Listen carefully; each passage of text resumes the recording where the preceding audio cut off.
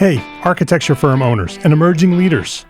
Get ready for unparalleled insight into the development of a world-class architecture firm and a worldwide organization driving the digital transformation of the design and construction industry. With Build Smart, the podcast that's changing how our profession operates. We share the incredible stories behind innovation in the building industry with my friend and co-host, Patrick McLeamy, FAIA, former CEO of the international architecture firm, HOK. You know, Yamasaki's office or firm lasted during his lifetime. And when he passed away, I think that was the end of the Yamasaki office. Helmut did not want that. He wanted a firm that would live out and grow beyond the founders.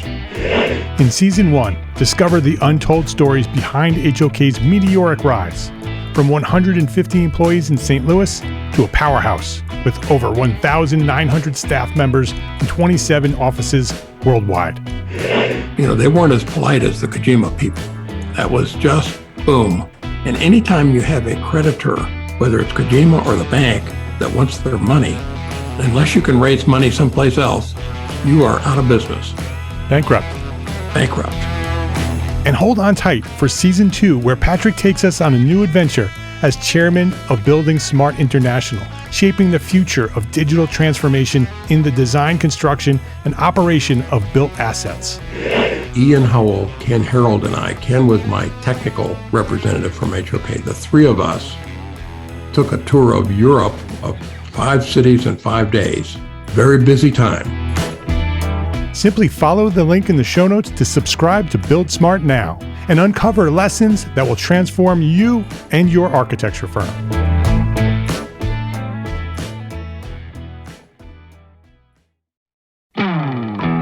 Hey, architecture firm owners and emerging leaders. Get ready for unparalleled insight into the development of a world-class architecture firm and a worldwide organization driving the digital transformation of the design and construction industry.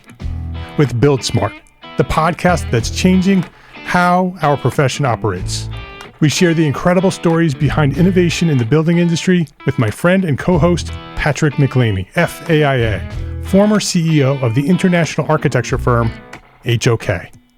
You know, Yamasaki's office or firm lasted during his lifetime.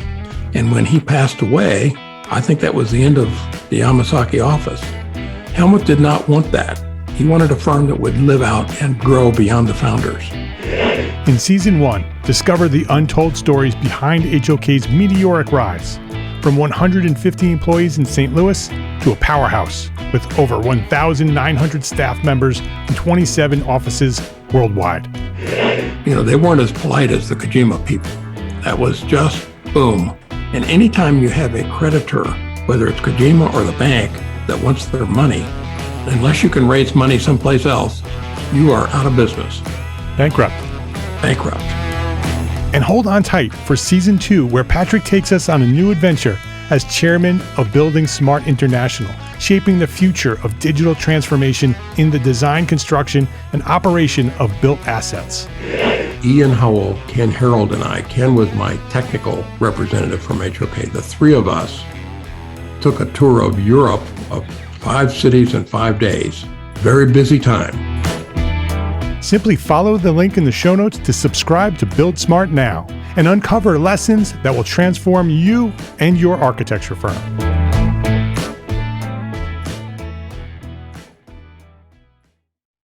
My name is Mark R. LePage, and you are listening to EntreArchitect podcast, where each week I speak with inspiring, passionate people who share their knowledge and expertise, all to help you build a better business as a small firm entrepreneur architect. This is episode 365 with Gabriela Moran, Work and Life as an Emerging Professional in a Time of Uncertainty.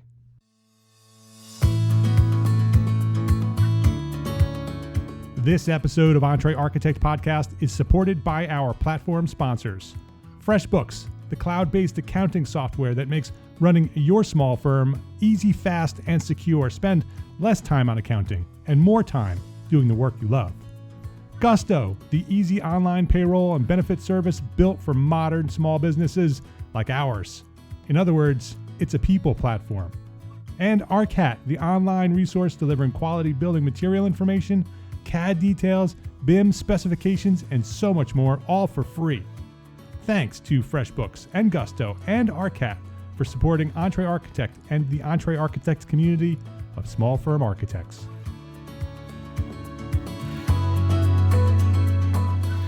Gabriela Moran, welcome to EntreArchitect Podcast. Thank you, Mark. Thank you so much for having me. It's great to have you here. Let people know who you are. A California native, Gabriela Moran is the founder and owner of GM Design, a boutique design studio specializing in custom homes. She graduated from the Academy of Art University with a Bachelor of Fine Arts in Interior Architecture and Design and holds a Master of Science in Green Building. Working on a national and global scale, her architectural portfolio spans from multi-unit master planning to multi-million-dollar estate design. Gabriela is a mother, a wife, and a soon-to-be architect as a candidate with the California Architects Board and lead green associate. She's also a podcaster at the Beauty Form Function podcast, where she interviews architects, designers, and other building pros to share their contribution to building beauty, form, and function. You can listen and subscribe at beautyformfunction.com. So I suggest that you go do that. I'm looking forward to this conversation, Gabriela. We're going to just talk about life as an architect, as a startup architect, and trying to figure it all out here in this time of COVID and pandemics and economy shifts and all the things that are happening with us all. So in order to get to that story, I want to know where you've come from. I want you to go back to the beginning. Where did you discover architecture? What inspired you to pursue this profession of architecture? And then take us from there to where we are today. Okay, well, I was born and raised down in Orange County and in California, and my dad worked in the construction industry. So as a young girl, he would take me to job sites. Often he would travel, and so we would catch up sometimes when he would come back home on a weekend, and he would say, "Hey, want to come and visit a job site with me over the weekend?" So he would. And I think one of the things he would always point out to me was like, "Hey, do you notice a lack of woman representation here on the job sites?" And I said, "Well, you make it really obvious." And so that was probably the beginning. Then after I was fortunate enough to have a mentor in high school who supported me. I think she found me to have she didn't know what kind of skills, but she said, "Hey, try out this ACE program." It was a program for architecture, construction, engineering. She also mentioned, "You don't have enough girls in this group in this room at the table. Do you want to join? I mean, you have good grades, et cetera, et cetera." So I said, "Sure, sounds interesting." And I did enjoy math and science, but also art, not very publicly at the time because of competitive nature of, being great at literature and art and all the other academics.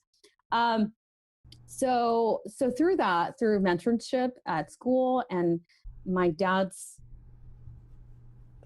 through him, I then eventually said, "Okay, let's give this a chance." Of course, being in the architecture, construction, engineering group, I learned a lot. I was able to learn from professionals. And so I found that very interesting. So I thought, my dad did want me to go to school, maybe in the East Coast, over the Duke, but I was adamant about studying liberal arts and really kind of getting out of my shell and studying art because that was something really I was interested. So I thought, wow, architecture. I think everybody says this so often, how architecture really has a way of bringing art and science together. And so I thought, what better way?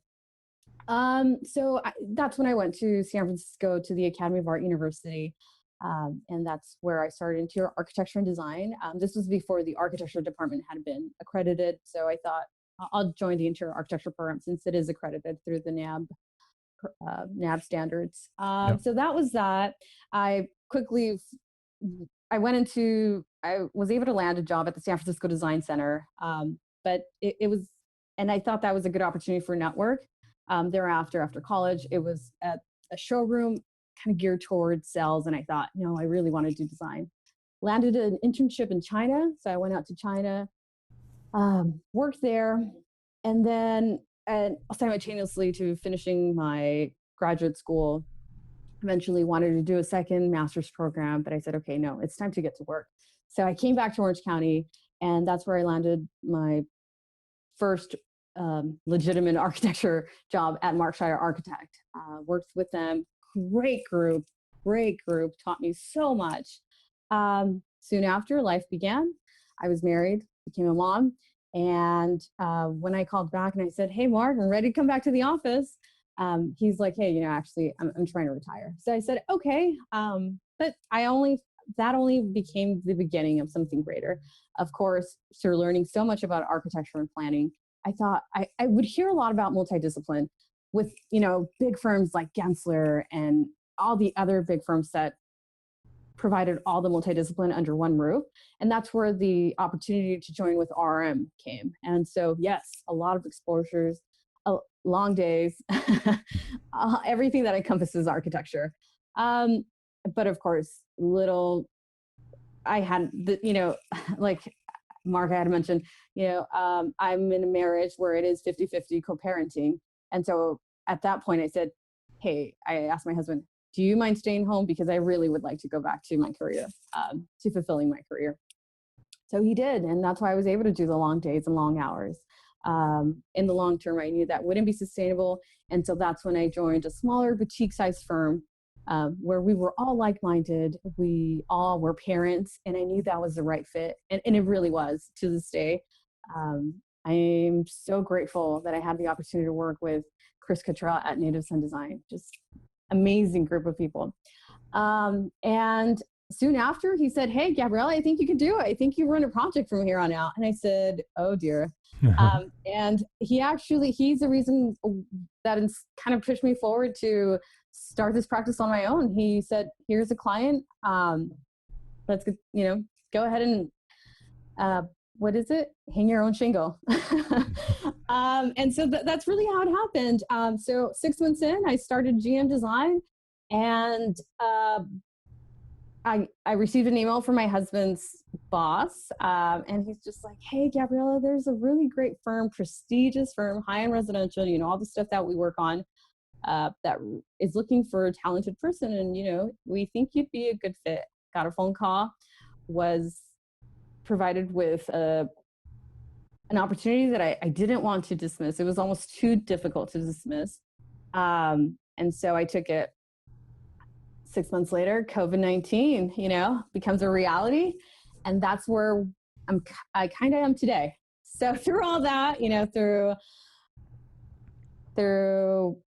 through all this, I'm here today, and I continue to work more for supporting other architects, not so much homeowners and investors like I originally did.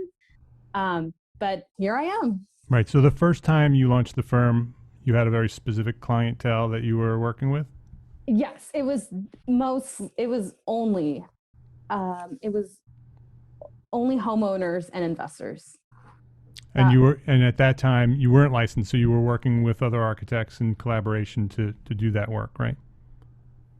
No, I was able to do custom home designs on my own. Okay, got it. Understood. Yes. All right. So so I would collaborate with structural engineers for bigger retrofits. Got but it. For the smaller things, I would be able to tackle that on my own. Okay. And then the other prestigious firm came knocking. Yes. Good offer, good package, good benefits. They're like, Absolutely. I can't not do this. So you give it a shot, and then Right. COVID-19 shows up. And so what happened? Were you laid off? Did they downsize? No, I actually asked to step down because the work. I have a young daughter, and her school shut down, and so being stay-at-home mom or being an in-house teacher, wife, everything. And then, through all that came this podcast too, because I was a bit stifled. I thought, how am I really going to connect? It's kind of interesting because we're in the Tri-County. I'm in the west coast of California, where very close to Santa Barbara, Montecito. And then there's this, I hate to call it a shadow city, but we are the commuter city or Ventura, where a lot of us commute to Santa Barbara, Montecito, to the places where the better paying jobs are. And so that's where I am today. And this is where I live and work. And that's why I wanted to have this conversation, because we're in a situation where a lot of architects right now are in a very similar place that you are, right? So, COVID-19, the pandemic showed up, the whole world turned upside down. The whole world literally stopped for a month, 2 months, right? We just stopped everything. Now we're sort of coming out of that. This is in late July, we're recording this. We're starting to come out of that sort of lockdown. We're trying to figure out how this new world works, right? Because the old world is gone, right? We're not going back to that old world. The new world is here. And we're all trying to figure out how we sort of transition back into this while the pandemic is still active, right? It's not, from my point of view, hasn't really gotten any better. We've just learned how to manage it and how to deal with it and how to start living with it. And I think many of us, small firm architects, the community of EntreArchitect here, we're all in that position. We're all in a place where the world has shifted. Our personal lives have changed. Our business lives have changed. We're trying to figure it all out. Many of us are in a situation like you, Gabriela, where you had to come home, right? Because your child is home and your husband is home, and you have to lock down, first of all, right? You're being forced to lock down. And you need to be a teacher, you need to be a mom, you need to be a husband, you need to be an architect, you need to be a business owner. You're doing all this stuff. And now we're sort of, you're forced to do this startup again, right? You're forced to go back to the firm that you gave up in order for this prestigious position to be around. And now you're back home. And so now what do we do, right? We will return to our conversation after this quick break to say thank you to our platform sponsors here at EntreArchitect, FreshBooks, Gusto, and ARCAT. There's a lot to love about being an entrepreneur architect, but trying to figure out our financials on our own, no, it's not one of them. Luckily, there's FreshBooks, the all-in-one accounting solution that's built for businesses like ours.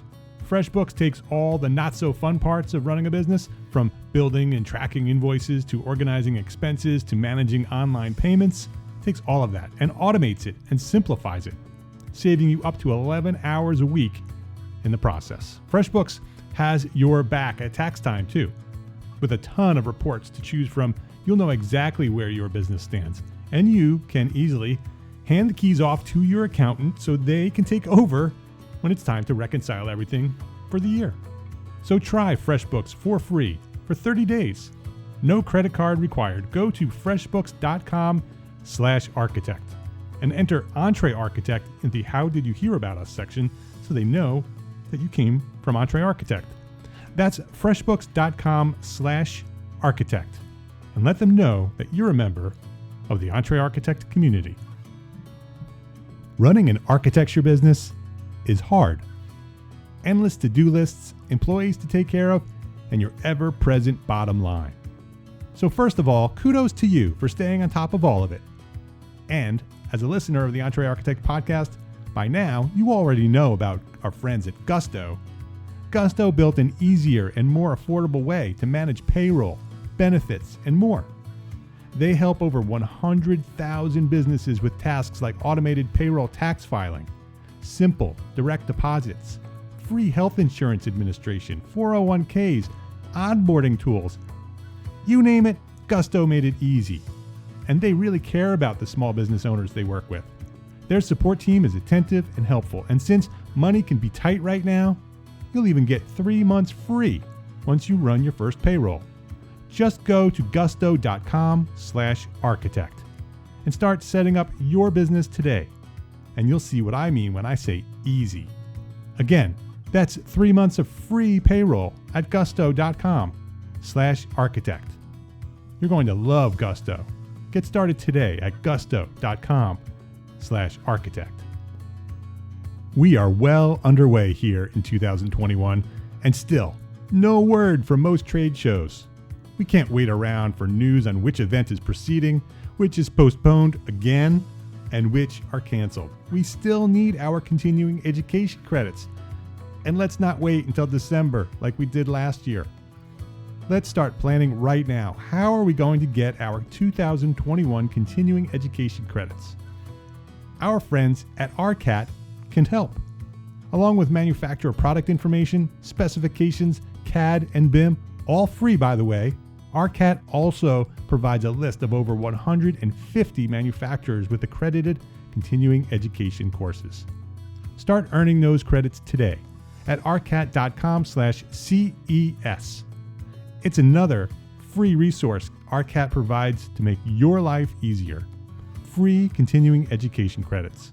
Available now at arcat.com/CES.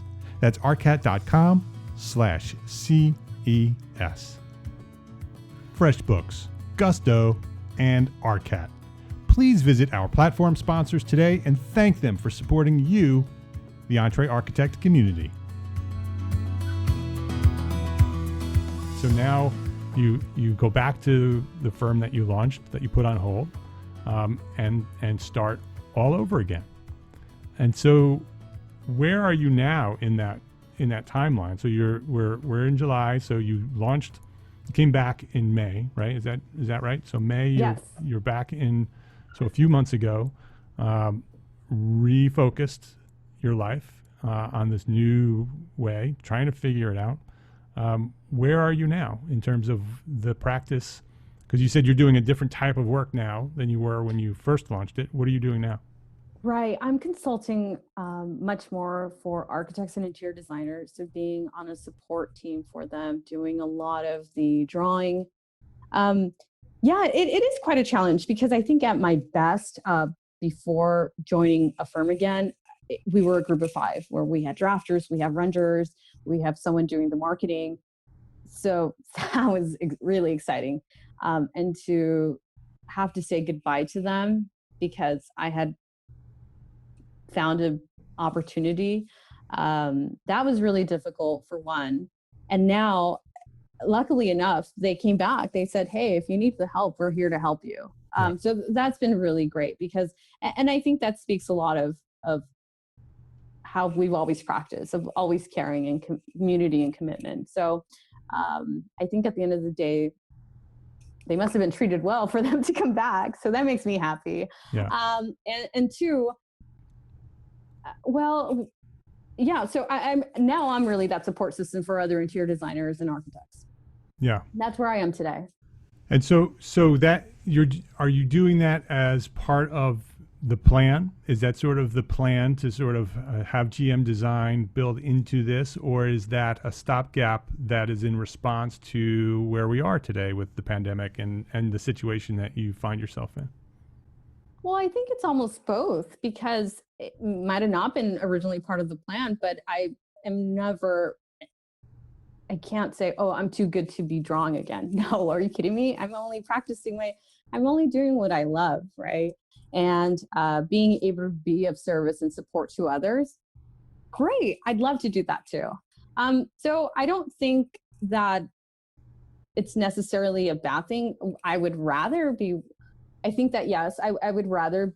working directly with my clients and serving them and really getting understanding and having those really deep, thoughtful conversations.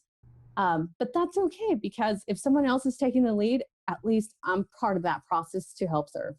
Yeah. And at the end of the day, so long as we're doing our best to do that and the client's happy, we're all happy. Yeah. And you have many, many, many, many years ahead. You're a young architect, you're a startup architect. There is plenty of time to build out that firm and do the work that you dream of doing someday.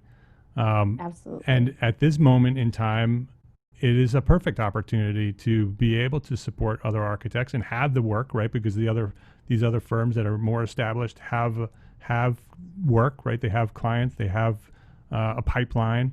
And so for you to be able to be in a position to be able to build out a service for those clients of architects and interior designers is a great opportunity, right? Because you can continue to do that work, you continue to do the things that you need to do at home, You can build out the systems that you will eventually use for your own firm when you start working with other clients again.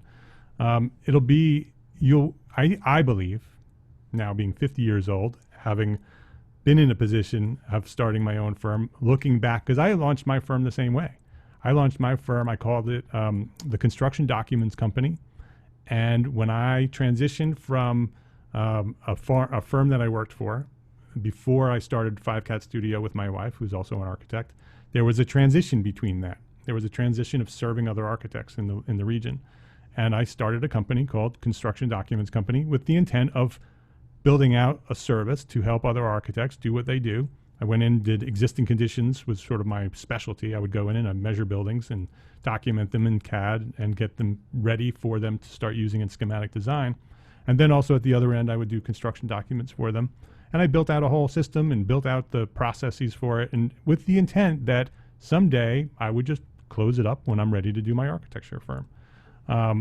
And it's a great way to launch. And it's a great way to have that transition. It was a very different time. We didn't have COVID at the time, right? It was just my way of transitioning from having a firm to having, from working for a firm to having my own firm. Not yet licensed, right? So I didn't have that luxury of being able to practice in New York. I would have to have a license even for residential work. But my wife was the first to get licensed, and so as soon as she was licensed, then I could start transitioning from Construction Documents Company to the new architecture studio, where I supported her, right, and started building out the firm that way. And then just once I was licensed, we went for it and built it out to a full firm. But what I see now as a more experienced architect, looking back at that time, I was frustrated because I wanted to get to where I wanted to go, right? I wanted it to be what I wanted it to be. I was a big dreamer. I had big plans, and I just wanted to get there. But now looking back, it needed to be what it needed to be in order to get me to where I am today. Exactly. You're absolutely right. And so that's why I really appreciate you sharing your story, because I think there are a lot of many architects in two different camps. One, startup architects, right? And there's a lot of startup architects. And in the next couple of months, there's going to be a lot more, right? Because there are going to be a lot of layoffs, and when that happens in the architecture profession, a lot of new startups happen, right? Because they do that a necessity. If you go back to a lot of the most successful architecture firms today were launched in 2008 when the last recession happened. They were forced to leave. They were laid off, and they're like, oh, well, I have to feed my kids. I'm going to start my own firm. And that's starting to happen now. And so to hear your story, so that's one side, startup architects. But then the other side is this situation that we're in, where we need to be in this position. And I think if we look at it in terms of an opportunity, right, that in the future we'll look back and say, wow, that's what got me to where I am today, right? That if that didn't happen, I wouldn't be where I am today. It would be somewhere else. And it may not be a bad place somewhere else. Might be a good place too. But if we look at the opportunities that are given to us now, and there are many opportunities. One is to support other architects, but also for architecture firms, there are new services that we can provide as architects because of this new world that we're living in. And so I think that it's much about mindset. It's much about, and you are because you and I talked offline before we hit record, super positive, right? super grateful, right? And absolutely. Which I love. I connect with that. I resonate with that because that's how I feel as well. Very appreciative and very grateful for the life that I have. I appreciate you for sharing that story and the difficulties that you're dealing with. So what's the plan? What's the plan from here? Now you're working with other architects and supporting them, raising your daughter, being a wife, launching this firm.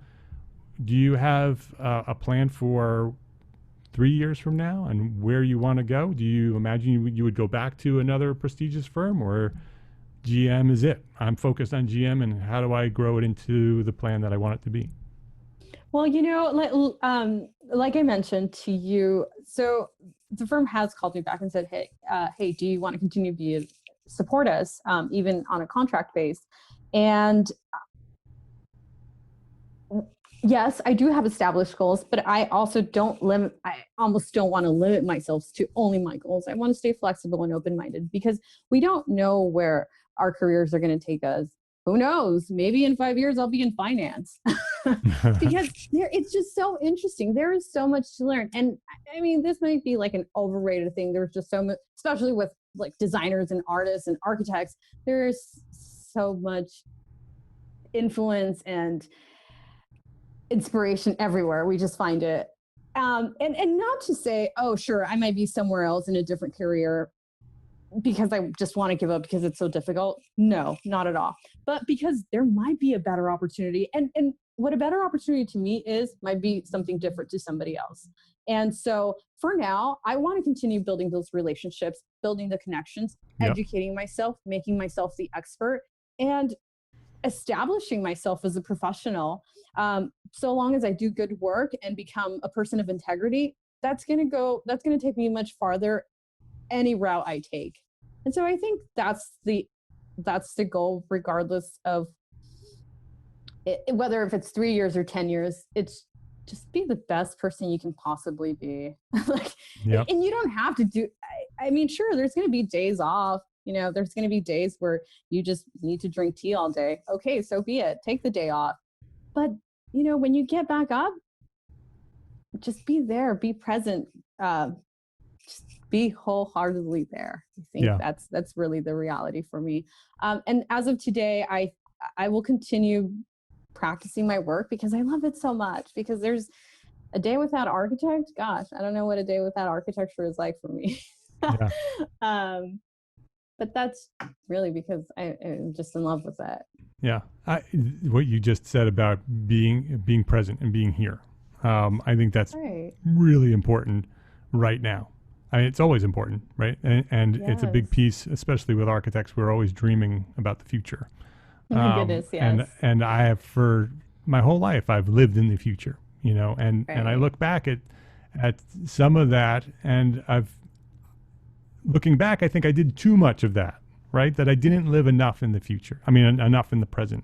And today I'm much more focused on that, right? I'm much more focused on experiencing life around me and being present for my family, being present for myself, experiencing now, right? Even when things may not be going the way I want them to go, experiencing them now.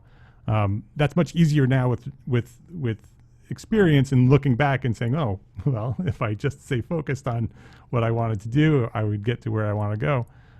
But I often suggest to architects at all levels to have a plan, right? To have that 3 or 4, 5 year goal and say, okay, that's where I want to go today, right now, in this world. This is, if I imagine myself in 3 to 5 years, what do I want my life to look like? But then also be very flexible in the process of pursuing that plan, right? Once you've set that plan, it doesn't necessarily mean you have to stay focused on the plan. You're not committed to it for the rest of your life. It's just a plan. It's just this is where I want to go, right? I can't get to California where you are from North Carolina if I don't have a map on how to get there, if I don't know which direction to start moving into, right? So that plan gives you that direction. But there are opportunities that come along. Life changes, as we're abundantly aware of right now, right? Life changes, and with those changes come opportunities. But what the plan allows you to do is allows you to evaluate those opportunities, right? Rather than just chasing the shiny object, you can look at your plan and say, do I want to stay focused on the plan and keep moving in that direction? Or is this other opportunity really worth abandoning that plan and focusing on this new plan and shifting the plan, rewriting the plan, adjusting the plan, and saying, okay, this is where I want to go. And you see that in startups all the time where they pivot, right? They've gone all in on one idea. They've spent millions of dollars on this one idea. It didn't really work out the way they had thought. Or this new opportunity has come out of what they've built in that startup, and now they've shifted to a different, and they pivot, right? They move to a different idea, totally different idea. Many of the biggest social media names we know started completely different businesses and then shifted to this other thing that became this giant thing. So if they had a plan, they definitely had a plan. They would have never been funded without a plan.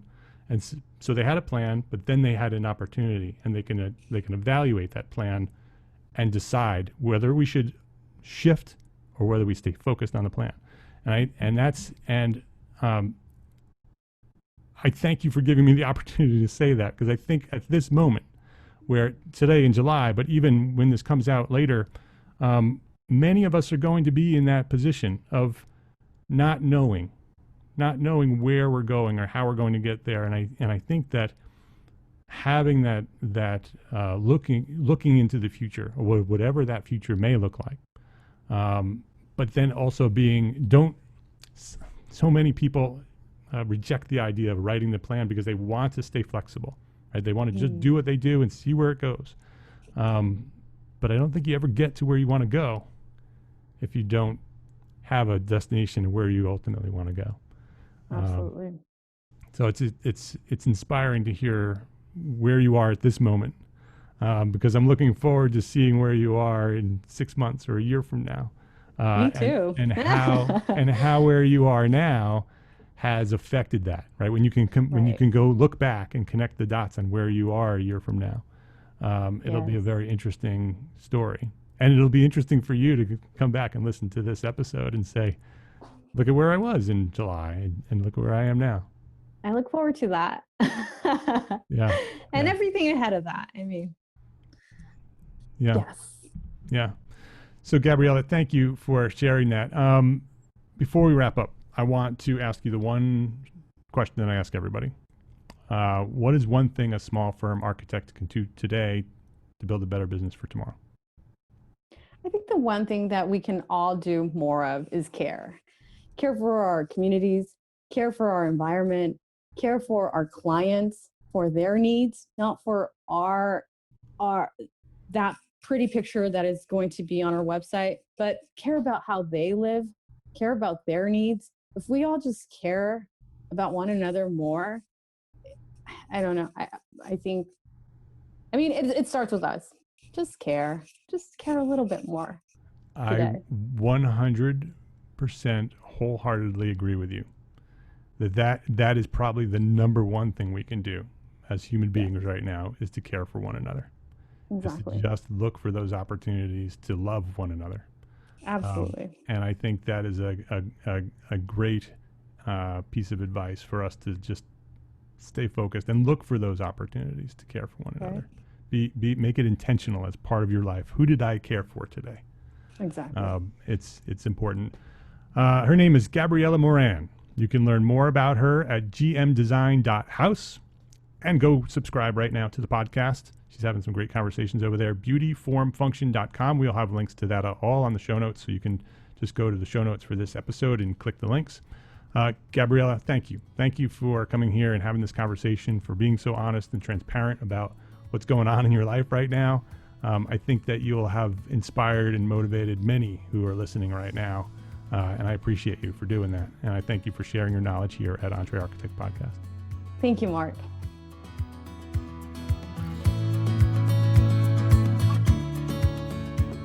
You've been listening to episode 365 with Gabriela Moran. If you'd like to access the show notes for this one or share this episode with a friend, the link is EntreArchitect.com/episode 365.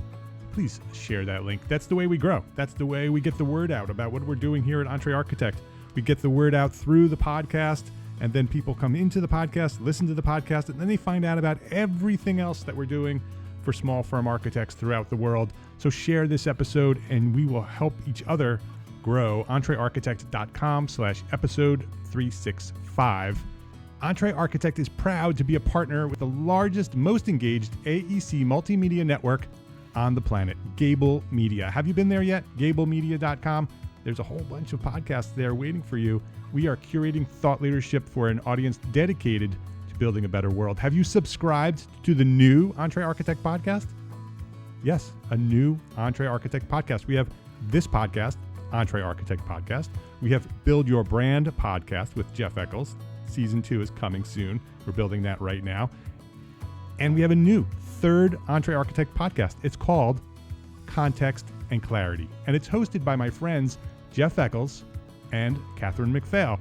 It's a short daily podcast where each week Jeff shares his thoughts on one single topic, focused on the business of architecture, and then he invites you to a live discussion on that same day at 4 p.m. Eastern Time to unwrap that topic with the members of the EntreArchitect community. It's a really short episode, between 5 and 10 minutes every day. And then on Thursdays, every Thursday at 4 p.m., Jeff and Catherine pull the discussion out of the private Facebook group and into a live simulcast video episode shared on Facebook, LinkedIn, YouTube, and Twitch. It's everywhere, it's live, and at that live session, Jeff and Catherine invite a special guest to join them in that discussion. Last week, Seth Godin. Yeah, the Seth Godin joined them. And the week before, Mike Michalowicz, the author of Profit First. We have great guests lined up for this show coming soon. So Context and Clarity. It's growing, and its only mission is to help you. That's the intent. That's the mission, is to help you, the small firm EntreArchitect, succeed, right? We want to help you find clarity in this time of chaos, this time of uncertainty. Context and Clarity. It's growing. It's coming for you. The easiest way to be part of the Context and Clarity crew is to subscribe to the podcast. That is where you can find everything. Jeff's there every day, shares all the information about the Thursday call, and there's a replay of the Thursday call on Monday afternoon. So all you need to do is subscribe to the show. EntreArchitect.com/context and clarity, all spelled out. EntreArchitect.com/context and clarity, and that will get you subscribed. You can click the subscribe button there, and then you'll be part of the Context and Clarity crew, and you'll be able to follow everything. Jeff and Catherine are doing a great job with that, and you don't want to miss it. You can listen and subscribe to Context and Clarity and all the shows at gablemedia.com. That's GABL media.com, GABL media.com. And don't forget to check out EntreArchitect Academy membership. It's built for you, small firm architects, ready to edit business resources, live monthly webinar training, a supportive architect community. Yeah, it's all there. And now Simple Systems 2, our new business system program developed for you, small firm entrepreneur architects. It's all there waiting for you at EntreArchitect Academy membership. Join right now at EntreArchitect.com/join. Go there, check it out, see what we have to offer, see what it looks like, and it has a 30-day money-back guarantee. You can join, you can check out everything that we're doing there, look at the resources, join a live monthly training. If it's not for you, you just email us, we'll send you back your money. We want you to join us, so come and join us. EntreArchitect.com/join. Be well, my friends. Be happy, be healthy, safe, and secure. Thank you for listening. Love, learn, and share what you know.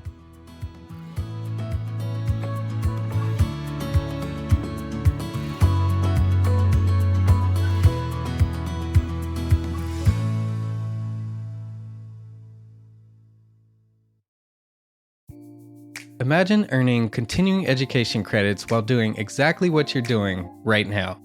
Well, you can.